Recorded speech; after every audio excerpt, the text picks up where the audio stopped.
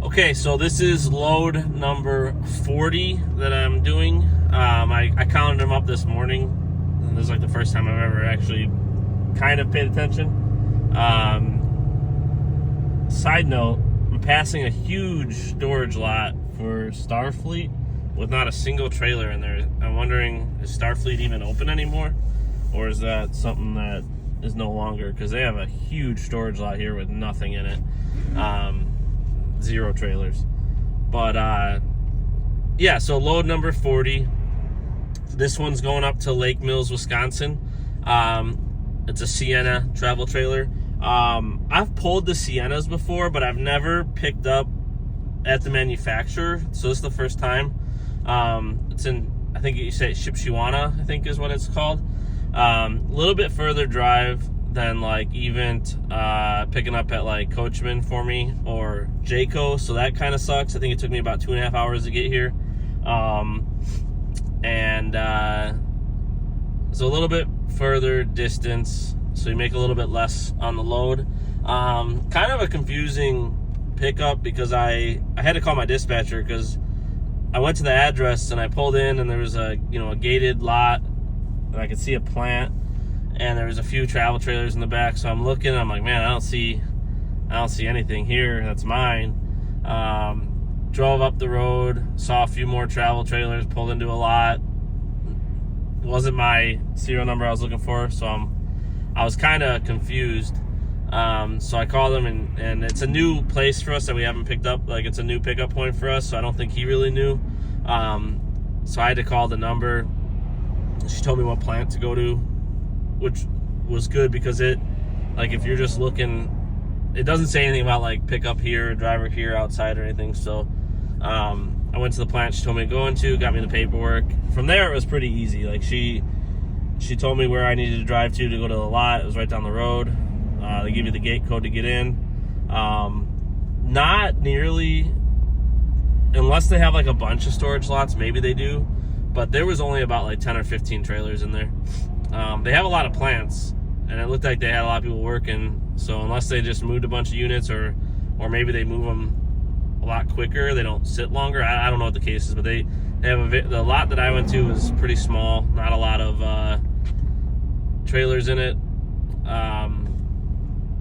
The guy that's in front of me was in there hooking up too, so he doesn't have any tags on his truck, so I don't know who he runs for, but he was in there. So like I said, smaller lot, but pretty easy once you figure it out. So it's just my first time. I got to go back there later this week and grab another travel trailer, identical one that's going further. I decided to grab this one today because I don't have to be home at like a certain time. I do want to get home early because I'm doing Valentine's Day with my daughter, just like a celebration. But so I chose to grab this one that wasn't going as far. But I do have one I could have picked up at Coachman, which I obviously know the process a little bit more there, when it would have been a little bit quicker. But I just figured I'll do this one. I think this one pays $520 actually. I gotta look and see. But yeah, it's going to Lake Mills, Wisconsin. Load number 40 for me. Today happens to be 3 months doing RV transport, so I'll be putting that video out. I added up how many loads I've done. Obviously this is number 40. I did 39 before this. I added up the total amount that I billed, so I'll put that in the video. And I'm also doing a video for 3 months on YouTube, because I start my first YouTube video was my first day in RV transport when I was going to pick up that first load. So yeah, so 3 months YouTube, 3 months RV transport. Look out for those videos coming out. I've got this trailer, trying to get it up to Wisconsin back before the weather moves in tonight. We're supposed to be getting a big snowstorm coming in. They're calling, depending on which weather station or app or whatever you're looking at, hearing anywhere from 4 inches to 10 inches to 24 inches over the next week.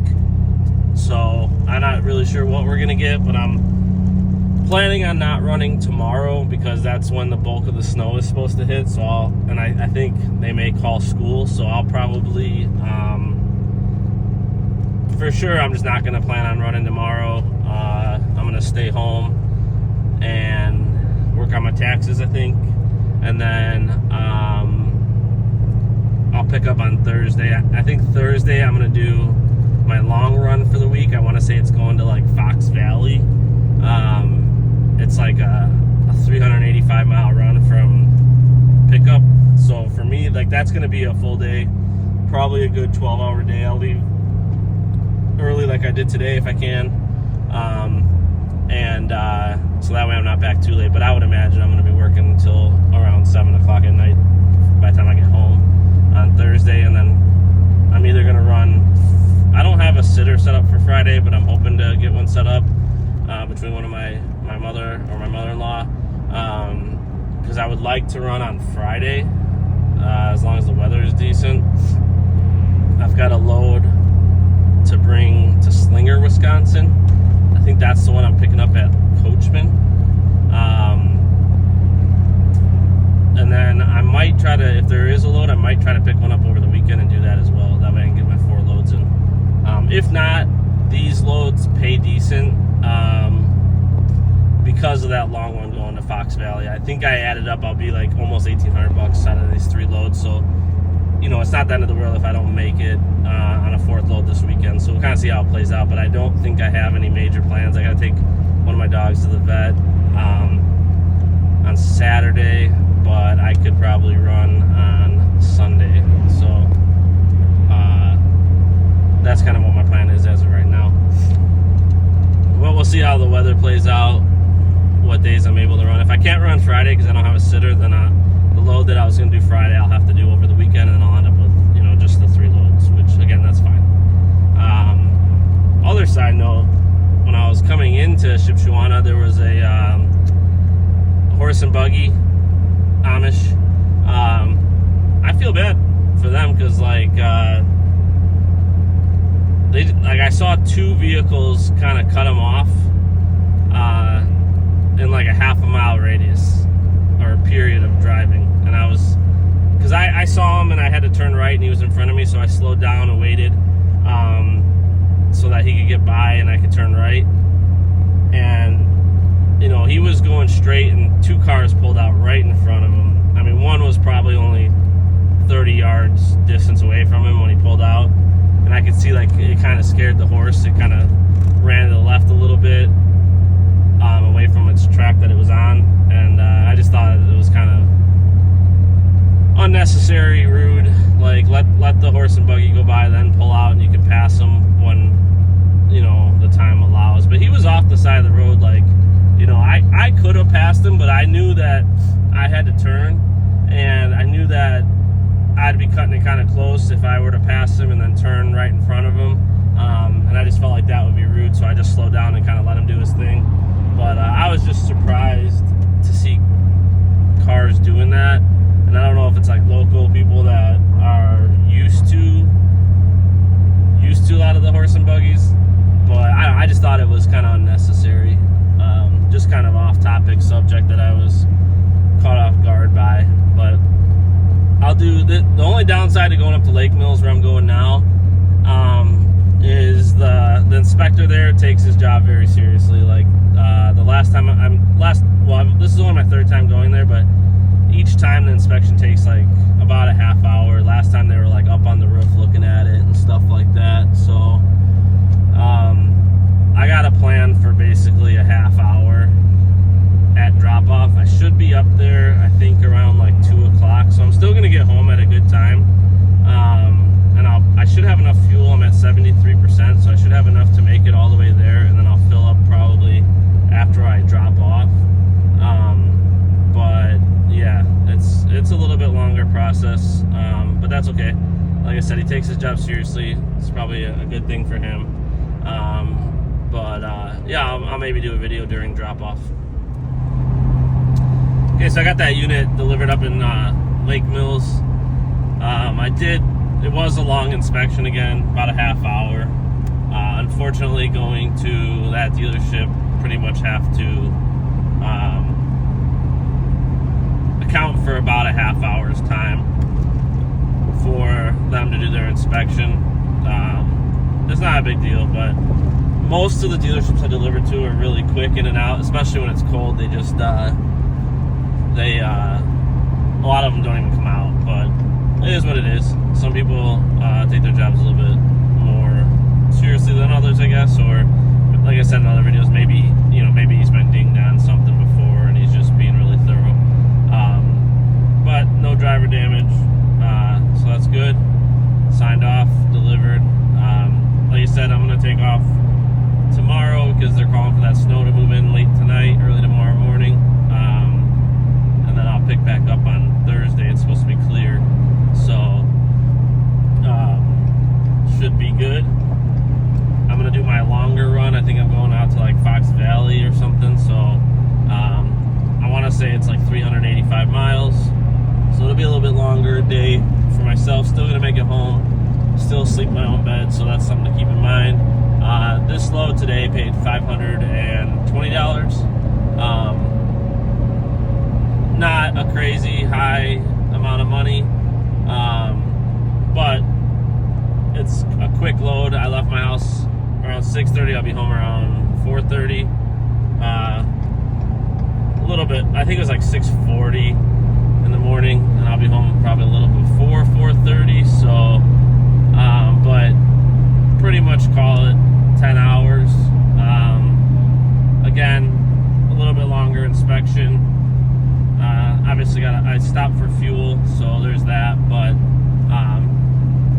9.5, 10 hours pretty much account for the the $520 load. And then I'm gonna guess it's gonna be about 12 hours for Fox Valley. As long as I'm not dealing with any weather or wind. I think I've only been up there once, and the last time I was up there was a lot of like an ice. I don't know if it was an ice storm. I think it was, because it was like really, really icy. And I want to say the last hour of the trip, I kind of had to take it real easy, and then coming home, I had to take it easy for a while, and it was like super foggy. I don't know how they are with inspections, because the only time I ever dropped there, they were closed. So I'll likely be dropping during the day, and we'll see. They might be a longer inspection as well. I don't really know, but that's the plan.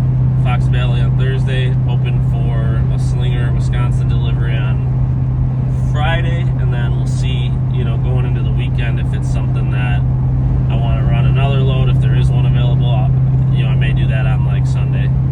So, but we'll kind of go from here, see how the week goes, see what this snow brings us.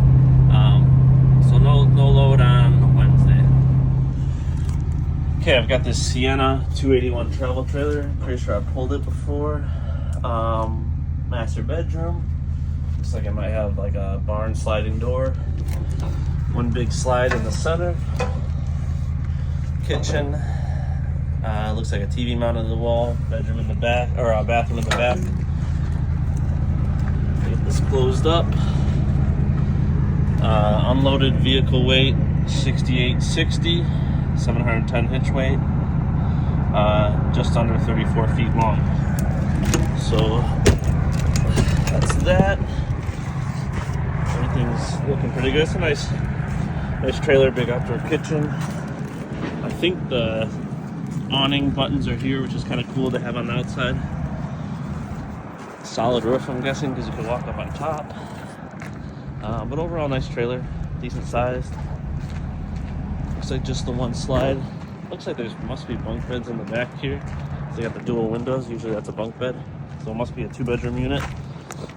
Put this sewage cap on. It's a little bit muddy, but it's been pretty wet and muddy lately, so it's not surprising. I'll have to mess with that in a minute. Other than that, it's in good shape.